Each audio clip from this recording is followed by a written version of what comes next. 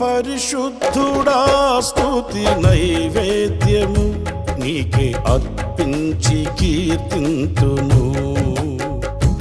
అతి పరిశుద్ధుడా స్తుతి నైవేద్యము నీకే అర్పించి కీర్తింతును. నీవు నా పక్షమై నన్ను దీవించగా, నీవు నా తోడువై నన్ను నడిపించగా, జీవింతును నీ కోసమే. ఆశ్రయమైన నా యేసయ్యా, అతి పరిశుద్ధుడా స్తుతి నైవేద్యము నీకే అర్పించి కీర్తింతును. అతి పరిశుద్ధుడా స్తుతి నైవేద్యము నీకే అర్పించి కీర్తింతును.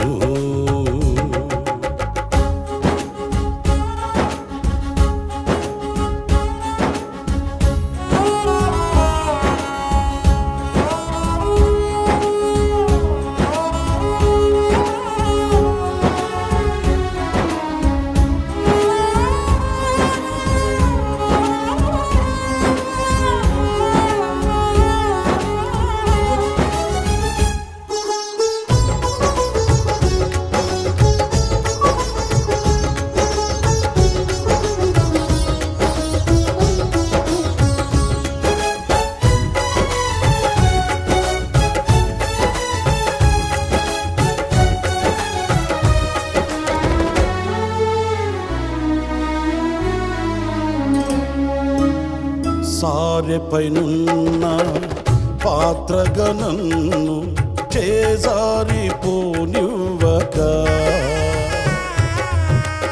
శోధనలెన్నో ఎదిరించినను నన్ను సోలిపోనివ్వక.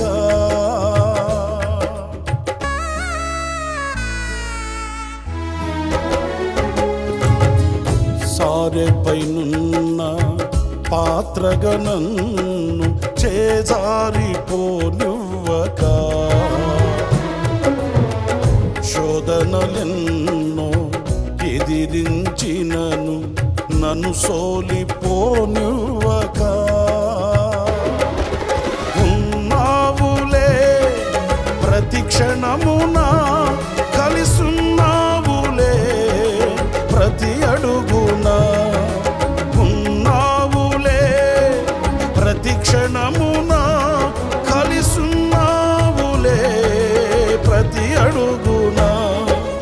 నీవేగా యేసయ్యా నా ఊపిరి, నీవేగా యేసయ్యా నా కాపరి. నీవేగా యేసయ్యా నా ఊపిరి, నీవేగా యేసయ్యా నా కాపరి.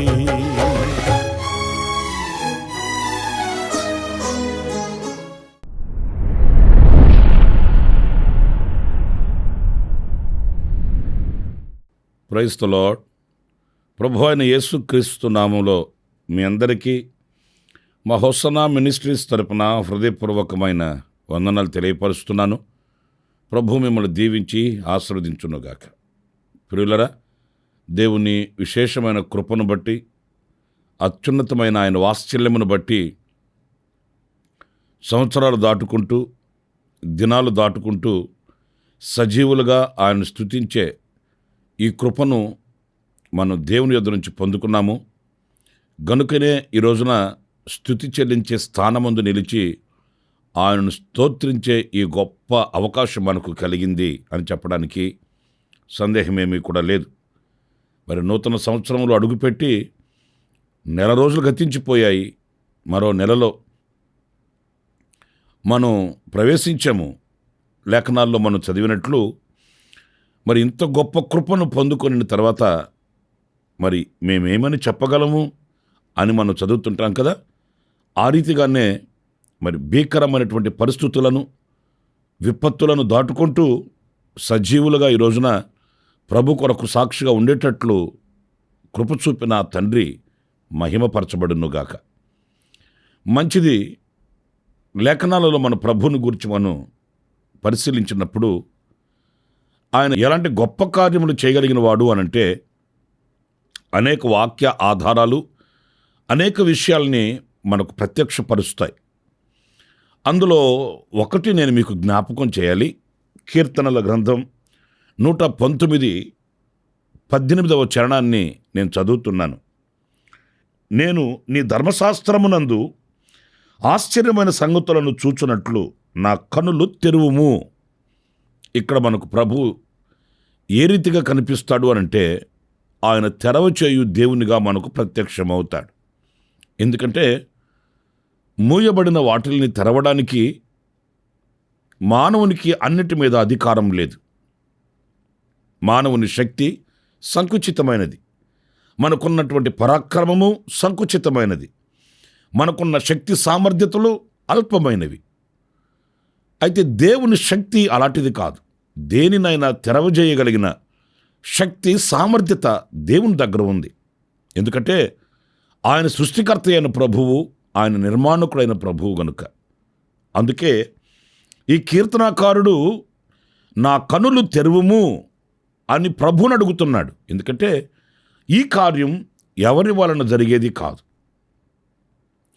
బాహ్యంగా ఒకవేళ శరీరానికి ఏదైనా దెబ్బ తగిలినప్పుడు, గాయం తగిలినప్పుడు ఏదైనా ప్రథమ చికిత్స చేయగలిగిన వ్యక్తులు కనిపిస్తారు. కానీ అంతరంగికంగా జరిగే మార్పును మాత్రం ఎవరు కూడా ఏమి చేయలేరు. అది దేవుని మూలముగానే జరగాలి. అందుకే నేను నీ ఆశ్చర్యమైన సంగతులు చూడాలి నాయన, నా కనులు తెరువుము. ఎందుకంటే నీవే తెరవగలిగిన దేవుడువు అనేది ఈ భక్తుని యొక్క నిరీక్షణ. మన బ్రతుకుల్లో కూడాను ఆయన మనకు దృష్టిని ప్రసాదించే దేవుడు. దృష్టి అంటే బాహ్యంగా మనం చూసే దృష్టి కాదండి. సత్యవాక్యమనందలి ఆశ్చర్యమైన సంగతులను, నిగూఢమైన విషయాలను, మర్మగర్భితమైన విషయాలను, దైవ సంకల్పానుసారమైన విషయాలని గ్రహించగలిగినటువంటి ఆ మంచి దృష్టి మనకున్నప్పుడు ఆ దైవ కార్యాలని మనం గుర్తించగలుగుతాము, దైవ కార్యాలు మనం చూడగలుగుతాము, అందులో నిక్షిప్తమై ఉన్న దైవ చిత్తాన్ని మనం తెలుసుకోగలుగుతాము. తత్ఫలితంగా ప్రభుకి కృతజ్ఞులమై బ్రతకగలుగుతాము. ఒకసారి దైవజనుడైన ఎలీషా పర్వతం మీద ఉన్నప్పుడు ఈ ఎలీషా పనివాడు ఆ పర్వతం మీద అలా చూస్తున్నాడు. అంతలో సిరియా సైన్యం మోహరించి ఉంది. ఆయన భయపడిపోయాడు. ఇక అయిపోయింది, ఈ సిరియనులు మనల్ని ప్రాణాలతో వదిలిపెట్టరు, ఈ రోజుతో మన యొక్క చరిత్ర సమాప్తం అవుతుంది అని కలవరపడిపోయాడు. కానీ చరిత్రలో మనం చదివినప్పుడు అతని హృదయంలో ఉన్న కలవరం దైవజనుడైన ఎలీషాలో లేదండి. ఆయన నిమ్మళంగానే ఉన్నాడు. ఆ వార్త తెలిసినప్పటికీ కూడా, ఆ సిరియా సైన్యాన్ని చూస్తున్నప్పటికీ కూడా ఆయన నిమ్మళంగానే నిలిచే ఉన్నాడు, నిలకడగానే ఉన్నాడు. కానీ ఈ కలవరపడుతున్న ఆ పనివాణిని చూచి ఆయన చేసిన ప్రార్థన వింతైన ప్రార్థన. అప్పుడు ఆయన ఏమని ప్రార్థన చేశాడు చూడండి. రాజుల 2వ గ్రంథం 6వ అధ్యాయం 17వ వాక్యం. యెహోవా, వీడు చూచున్నట్లు దయచేసి వీని కండ్లను తెరువమని ఎలీషా ప్రార్థన చేయగా యెహోవా ఆ పనివాని కండ్లను తెరవజేసెను. గనుక వాడు ఎలీషా చుట్టూను పర్వతము అగ్ని గుర్రముల చేత రథముల చేతను నిండియుండుట చూచెను. చూసారండి, ఆ మూయబడి ఉన్న అతని కనులు అంటే అదృశ్యమైన వాటిని చూడగలిగిన ఆ దృష్టి, అతడు బాహ్యంగా కనబడే ఆ సిరియా సైన్యాన్ని చూస్తున్నాడే కానీ అదృశ్యంగా దేవుడు వారి చుట్టూ ఉంచిన ఆ దైవ కాపుదలని చూడలేకపోయాడు. అందుకే దైవజనుడు, అదిగో నాకు కనిపిస్తుంది, నీకు కనిపించట్లేదా, ఎందుకు కనిపించలేదు, ఎందుకు భయపడతాను, ఈ ఆనవాళ్ళు ఏమీ మాట్లాడలేదండి. ఆయనకు అర్థమైపోయింది ఇతను ఇంత కలవరపడుతున్నాడంటే ఇతను చూడవలసిన ఆ దైవ కార్యాలను చూడట్లేదు. ఇతను ఇంత ప్రాణభయము కలిగి అల్లాడిపోతున్నాడంటే ఇతని చుట్టూ ఉన్న దైవ కార్యాన్ని చూచే నేత్రాలు మూయబడిపోయి ఉన్నాయి ఇతనికి అనని ప్రార్థన చేశాడు. దేవుడు అతని కనులు తెరిచాడు. అతడు చూడసాగాడు, ధైర్యం పొందుకున్నాడు. నిజమే ప్రియులారా, ఆ నేత్రములు మోయబడి దైవ కార్యములను చూడలేని అభాగ్యులుగా మనం ఉన్నంత వరకు మనకు ఒక వింత కలవరమే కలుగుతుందండి. ఏం జరుగుతుందో, ఏమవుతుందో, నేనేమవుతానో, నా కుటుంబం ఏమైపోద్దో, నా పిల్లలు ఏమైపోతారో, నా కుటుంబం విచ్ఛిన్నమైపోతుందేమో, ఇలాంటి కలవరాలు మనల్ని వేధిస్తూ ఉంటాయండి. ఎప్పుడైతే ఆ దైవ కార్యాలను చూడగలిగిన ఆ దృష్టి మనకు ఉంటుందో, ఆనాడు మనం దేవునిగా విశ్వసించగలుగుతాము. దైవ కార్యాలలో ఉన్న ఆ యొక్క మహత్యాన్ని గుర్తించగలుగుతాము. మనం ధైర్యంతో ముందుకు సాగి వెళ్ళగలుగుతామండి. ఈరోజు అనేకులు చూడండి, ఏదో తెలియని కలవరం ప్రార్థన చేయించుకోవడానికి వస్తుంటారు కొంతమంది. వాళ్ళకేం తక్కువేమి కాదు, చేతి నిండా డబ్బు ఉంటుంది, ఇంటి నిండా జనం ఉంటారు, ఆస్తులు అంతస్తులు అన్నీ ఉన్నాయి. కానీ కొంతమంది చెప్పేది ఏంటంటే, ఏదో తెలియని భయం నన్ను వెంబడిస్తుందండి, ఏదో ఒక కలవరం నన్ను వెంటాడుతుందండి, నాకు ఆ ప్రశాంతత ఉండట్లేదండి అని కన్నులు పెట్టే వాళ్ళని చాలామందిని నేను చూశానండి. ఎందుకు ఈ కలవరం అంటే, ఏదో మనసులో ఒక ఆవేదన వాళ్ళని ఏలుబడి చేస్తుంది. ప్రియులారా, ఎప్పుడైతే ఆ కన్నులు తెరవబడతాయో, నా దేవుడు నా పక్షాన ఉన్నాడు, సర్వశక్తి కలిగిన దేవుడు నాతో నడుస్తున్నాడు, ఆయన మహత్యము కలిగిన బాహువు నన్ను ఆవరించి ఉంది అనే విశ్వాసపు నేత్రాలతో మనం ఆ కార్యాలను చూడగలుగుతామో, నడి సముద్రంలో కూడా ధైర్యంగా ముందుకు సాగి వెళ్ళగలుగుతామండి. అందుచేత ఆ కన్నులు తెరవగలిగిన శక్తి ఆయనకే ఉంది కనుక మనము కూడా ఆ దిశగా కన్నులు తెరవబడిన వారమై దైవ కృపకు పాత్రులమై ముందుకి సాగేడి విశ్వాసులమై ఉండాలని వాక్యం మనల్ని హెచ్చరిస్తుంది. మరొక మాట కూడా చెప్పనా, యేసు ప్రభుని సిలువ వేసి చంపారు, శిష్యులంతా చెదిరిపోయారు. అంతలో ఇద్దరు వ్యక్తులు ఎమ్మాయి మార్గంలో వెళుతున్నారు. వారితో ప్రభువు అదృశ్యంగా ఆయన అక్కడ ప్రత్యక్షమై వాళ్ళతో ఆయన వాళ్ళ వల్లే నడక ప్రారంభించి వాళ్ళతో మాట్లాడడం ప్రారంభించాడు. వాళ్ళకి ఈయన ఎవరు అనేది ప్రశ్న రాలేదండి. ఎందుకంటే ఒక సాటి సహోదరుడులాగా వాళ్ళతో కలిసిపోయాడు. యెరూషలేములో జరుగుతున్న కార్యాల గురించి వివరంగా అడిగి తెలుసుకుంటున్నాడు. సరే, యాత్ర సాగింది, వాళ్ళ ఊరొచ్చింది, వాళ్ళు వెళుతున్నారు. యేసు ప్రభు మాత్రం ఇంకా దూరం వెళ్ళవలసిన వ్యక్తిలా వెళ్ళిపోతుంటే వాళ్ళే పిలిచారు. ఏమయ్యా బాటసారి, ఈ రాత్రికి మాతో ఉండొచ్చు కదా, పొద్దుపోయింది, ఎక్కడికి వెళుతావేంటి, మాతో ఉండండి రాత్రి అని వాళ్ళు ఆహ్వానిస్తే వెళ్ళి వాళ్ళతో కూర్చున్నాడు. మనం పరిశుద్ధ గ్రంథంలో చదువుతాం కదా, వాళ్ళు రొట్టె ఒట్టిస్తే ఆ రొట్టె విరిచి మరలా వాళ్ళకే ఇచ్చాడు ఆయన. ఎందుకు ఇచ్చాడంటే, ఆయనను ఆయనగా చూసే నేత్రాలు మూయబడిపోయి ఉన్నాయి వాళ్ళకి.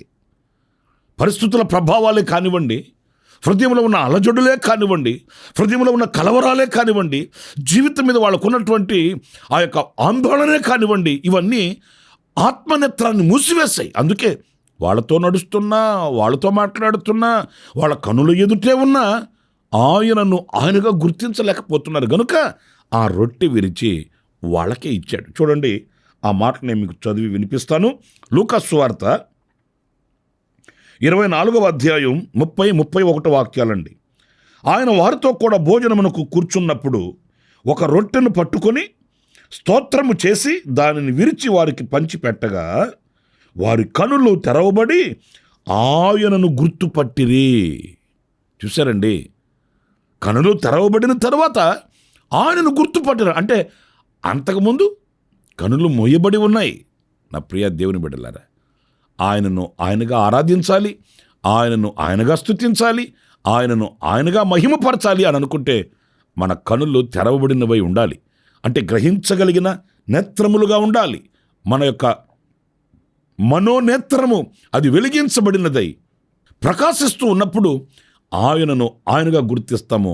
లేకపోతే ఎలా ఉంటుందంటే, యేసుప్రభు కూడా దేవుళ్ళలో ఒక దేవుడండి, మహనీయులలో ఒక మహనీయుడండి, ఇలాంటి వ్యర్థమైన అర్థం లేని మాటలు మాట్లాడవలసి వస్తుంది. కనుక ఆయన కనులు తెరవజేయువాడు అనేది ఈ వాక్యాలలో మనకు ప్రత్యక్షమవుతుంది. ఇకపోతే రెండవ విషయాన్ని కూడా నేను మీకు తెలియపరుస్తాను. అదేంటంటే, లూకా సువార్త 24వ అధ్యాయం 45వ వాక్యంలో మనం చదివినప్పుడు, అప్పుడు వారు లేఖనములు గ్రహించున్నట్లుగా ఆయన వారి మనస్సును తెరచి, చూసారండి, కనులు తెరవడం మాత్రమే కాదట, ఆయన మనస్సును తెరిచే దేవుడు అంటండి. దేవుని పరిశుద్ధ నామానికి మహిమ కలుగునుగాక. నా ప్రియ సహోదరి సహోదరుడా, నీ మనసు ఎంత సంకుచితమై ఉన్నది, నీ మనసు ఎంత మూయబడి ఉన్నది, ఒక్కసారి ఈ వాక్యపు వెలుగులో సరిచూసుకుంటే నీ మనస్సుని మార్చగలిగిన, నీ మనస్సుని విశాలపరచగలిగిన, నీ మనస్సుని తెరవగలిగిన శక్తి గల దేవుడు ఒకే ఒక్కడు. ఆయన పేరే నజరేయుడైన యేసు. ఒకవేళ నీకు హితబోధ చేసేవాళ్ళు ఉండవచ్చు. బోధ చేసినంత మాత్రాన బోధపడుతుందా? మాటలు విన్నంత మాత్రాన మారు మనస్సు కలుగుతుందా? నీ మనస్సును తెరవగలిగిన శక్తి, నీ హృదయాన్ని మార్చగలిగిన, మార్పులోనికి తీసుకొని రాగలిగిన సామర్థ్యత ప్రపంచంలో ఎవరికి లేదు. చూడండి, దోషిగా ఎంచి 7 సంవత్సరాలు, 14 సంవత్సరాలు, 8 సంవత్సరాలు అలాగా శిక్ష విధించి జైల్లో వేస్తారు. ఆ జైల్లో నుంచి మరలా శిక్షను ముగించుకొని రాగానే నీతిమంతుడై, పరిశుద్ధుడై, ప్రవర్తన మార్చుకునేమని కనిపిస్తాడా? అంటే ఈ శరీరానికి విధించబడే ఆ శిక్ష అతని మనస్సును మార్చలేకపోయింది. మరలా అదే ఆ పాత జీవితమే. కానీ ప్రభువులో అలా కాదు. మనం ఆరాధించబడిన ప్రభు అయిన యేసుక్రీస్తు ఎవరు అనంటే, హృదయంలో ఒక పెను మార్పును తీసుకొని వస్తాడు.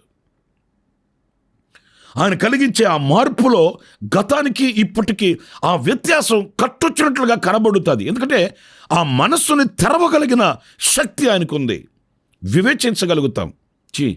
ఏంటి ఈ బ్రతుకు, ఎందుకు బ్రతకాలి, ఇది కదా శ్రేష్టమైంది, మరి ఈ అల్పమైన వాటి కొరకు ఎందుకు పరుగులు తీస్తున్నాను, ఇది కదా శాశ్వతమైన రాజ్యం, ఈ అశాశ్వతమైన దేశంలో, రాజ్యంలో నేను ఎందుకు ప్రయాసపడుతున్నాను, ఇవి నాకు హానికరము కదా, వీటిని ఎందుకు సంపాదించుకుంటున్నాను. మనసు తెరవబడిన వ్యక్తి ఆలోచిస్తాడు. ఆ ఆలోచించిన వ్యక్తిలో మార్పు కలుగుతుంది. ప్రియులారా, మనిషి మనసును మార్చగలిగిన మహనీయుడు నజరేయుడైన యేసు. అంతేగాని అల్పమైన బుద్ధితో యేసు ప్రభు కూడా మతాలు మార్చుకోవడం, కులాలు మార్చుకోవడం ఇలాంటివి చేయడండి. ఆయన మనస్సుని మార్చి మనిషిని మనిషిగా సమాజంలో నిలబెట్టగలిగిన దేవుడండి. అందుకే ప్రయాసపడి భారాన్ని మోయుచున్న సమస్త జనులారా నా యొద్దకు రండి అని పిలిచాడు ఆయన. ఎందుకు ఆయన యొద్దకు రావాలి? మతం మార్చుకోవడానికి కాదు, నేను ఫలానా మతము అని ముద్ర వేయించుకోవడానికి కాదు. సమస్త జనులారా అని సమస్తమైన జనులను ఎందుకు పిలిచాడు అనంటే, వాళ్ళకి మనసులో మార్పును కలిగించి మనిషిని మనిషిగా సమాజంలో విలువ కలిగిన వ్యక్తిగా వారిని నిలబెట్టడానికి ఆయన ఘనమైన ఆహ్వానాన్ని ఇచ్చాడు. ఈ రోజున ఒకవేళ ఎన్ని చేసినా, ఎంత చేసినా మార్పు చెందని మనసుగా నీ మనసు ఉందా? అయితే ప్రభుని వేడుకో. ఆయన నీ హృదయంలో మార్పును తీసుకుని వస్తాడు. నీ హృదయాన్ని తెరుస్తాడు, నీ మనస్సుని తెరుస్తాడు, వివేకాన్ని ప్రసాదిస్తాడు, జ్ఞానోదయాన్ని కలిగిస్తాడు, నిన్ను నీకు తేట తెల్లగా చూయిస్తాడు, నీలో ఒక మార్పుని తెప్పిస్తాడు, నేను సాక్షిగా నిలబెడతాడు. మరి ఈరోజు నీ హృదయాన్ని దేవునికి అప్పగించి చూడు, నీ మనస్సుని దేవునికి అప్పగించి చూడు. సంకుచితమైన నీ హృదయంలో ఆయన విశాలతని కలిగించే దేవుడు అనేది ఈ వాక్యంలో మనం గమనిస్తాం. ఆఖరిగా మరొక మాట ప్రకటన గ్రంథంలో మనం చదువుతుంటాము. 3వ అధ్యాయం 8వ వాక్యంలో మనం గమనించినప్పుడు, నీ క్రియలను నేను ఎరుగుదును, నీకున్న శక్తి కొంచెమై ఉండినను నీవు నా వాక్యమును గైకొని నా నామమును ఎరుగననలేదు. ఇదిగో తలుపు నీ ఎదుట తీసి ఉంచి ఉన్నాను, దానిని ఎవడును వేయ నేరడు. ప్రియులారా, చూడండి వాక్య భాగంలో మనకున్న శక్తి కొంచెమే అయినప్పటికీ కూడా ఎదురవుతున్న పోరాటాలలో, జరుగుతున్న పరిస్థితుల ప్రభావాలలో, పరిస్థితులతో కూడా మింగిలి అయిపోయి కలిసిపోయి నాకు ప్రభు ఎవరో తెలియదండి అని ఆయన నామానికి అవమానకరంగా బ్రతకకుండా, ఎన్ని ఆటుపోటులు ఎదురైనా, ఎన్ని శోధన బాధలే ఎదురైనా ప్రభు కొరకు సాక్షిగా నిలిచిన వారి కొరకట ఆయన తలుపు తీసి ఉంచి ఉంటాడట. ఇది దీవెన ద్వారమని చెప్పుకోవాలి, ఆశీర్వాదట గుమ్మమే అని చెప్పుకోవాలి, పరలోక రాజ్య ద్వారాలే అని చెప్పుకోవాలి. ఏదైనప్పటికీ కూడా మన ఎదుట ఆయన తలుపు తీసి ఉంచి ఉంటాడట. దానిని ఎవడు కూడా వేయలేడు. నిజమే, ఆయన తలుపు తీస్తే ఎవడు వేయగలుగుతాడు? ఆయన తలుపు వేస్తే ఎవరు తీయగలుగుతారండి? కనుక నా ప్రియమైన సహోదరులారా, ఆయన తలుపు తెరిచే దేవుడు, విస్తారమైన దీవెనలు మన మీద కుమ్మరించే దేవుడు, పరలోక రాజ్య ద్వారాలు మన కొరకు తెరిచి ఉంచే దేవుడు. ఇంత గొప్ప దేవునిని మనం ఆరాధిస్తున్నాం సుమా. ఇంత మహనీయుడైన దేవునిని మనం ఆరాధించే విషయాన్ని మర్చిపోకూడదు. ఆ దేవునికి ఎంతైనా మనం రుణపడి ఉండాలి. నేను 3 విషయాలు మీతో చెబుతూ వచ్చాను. కనులు తెరిచే దేవుడు, 2 మనసును తెరిచే దేవుడు, 3 తలుపులు తెరిచే దేవుడు, మెండుగా దీవెనలు కుమ్మరించే దేవుడు. ఆ దేవునికి మహిమ కలుగుగాక. మీ అందరి ఎడల ఆయన కృప సంపూర్ణమగుగాక. Amen, amen. తలలు వంచండి, ప్రార్థన చేస్తాను.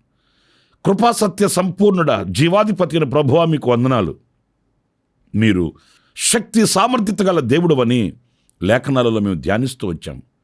ఆ రీతిగా మిమ్మల్ని మేము చేరుకొని మీ దివ్యమైన దీవెనలకు పాత్రులమగుటకు సహాయం చేయండి. ఎవరైతే ఇదిగో ఈ మాటలు వింటున్నారో వారినందరినీ మీ దీవెనకరమగు ద్వారాలు తెరిచి ఆశీర్వదించమని, అక్కర్లు తీర్చండి, వారి అవసరతలు తీర్చండి. అడిగిన వాటికంటే, ఊహించిన వాటికంటే అత్యధికముగా చేయ శక్తి కలిగిన మీ బాహువు వాళ్ళ మీద చాపి ఉంచమని వేడుకొనుచున్నాను. ఆశీర్వదించమని ఘనుడా మీ పాదాల దగ్గర శిరస్సు ఉంచి నమస్కరించి ప్రార్థిస్తూ యేసు నామములో అడిగి వేడుకొనుచున్నాను తండ్రి. Amen, amen. ప్రభు మిమ్మల్ని ఆశీర్వదించి దీవించునుగాక. ఈ దినమంతా విశేషమైన కృప నా దేవుడు మీకు అనుగ్రహించుగాక. ఆమెన్. ప్రతిదినము ఈ అనుదిన కృపాను సందేశముల కొరకు, ఇంకా మరిన్ని ఆత్మ సంబంధమైన సందేశాల కొరకు ఈ మా యూట్యూబ్ ఛానల్ ను సబ్స్క్రైబ్ చేసుకోండి. Pastor Ramesh hosanna ministries.